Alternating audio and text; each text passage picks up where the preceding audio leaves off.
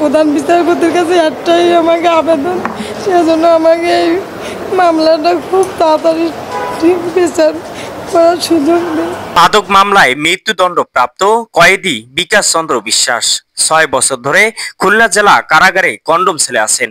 তার দাবি তিনি নির্দোষ।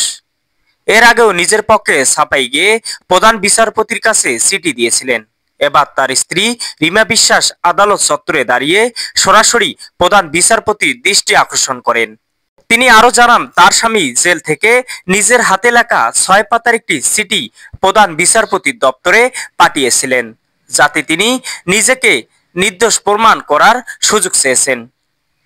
3 দিন সময় দিন, যদি নির্দোষ প্রমাণ করতে না পারি তাহলে ফাঁসি দিন, এমন সাহসী চ্যালেঞ্জ ছুড়ে দিয়েছেন ওই চিঠিতে বিকাশ চন্দ্র। চিঠিতে বিকাশ চন্দ্র লিখেছেন, একজন ব্যক্তি যখন অর্থেই সাগরে পড়ে যান, কোনো কুল কিনারা পান না, তখন যদি চোখের সামনে একটি পাতা ভাসে, তখন সেই পাতা ধরে বাঁচার চেষ্টা করেন। তদ্রূপ আমি একজন সাগরে পড়ে যাওয়া কুল কিনারা হারানো পথিক। জানি না আমার এই আত্মনাদ কেউ আমলে নেবে কিনা। গরিবের চোখের পানি কেউ বুঝতে চায় না। গরিব মানে একটা অভিশপ্ত জীবন। আমার এই আত্মনাদ শোনার মতো কেউ কি নেই? একটিবার উচ্চ আদালতের কাঠগড়ায় আমাকে দাঁড় করানোর ব্যবস্থা করে দিন। আমাকে একটু দয়া করুন। আমি চ্যালেঞ্জ করে বলছি, 3 দিন নিজে শুনানি করে নিজেকে নির্দোষ প্রমাণ করব। সিডিতে তিনি আরো লিখেন, আমি কোনোভাবে এ মামলা জড়িত না। একজন ব্যক্তি মৃত্যুদণ্ড দেওয়া মানে শুধু ওই ব্যক্তি নয়, তার পুরো পরিবারকে মৃত্যুদণ্ড দেওয়া।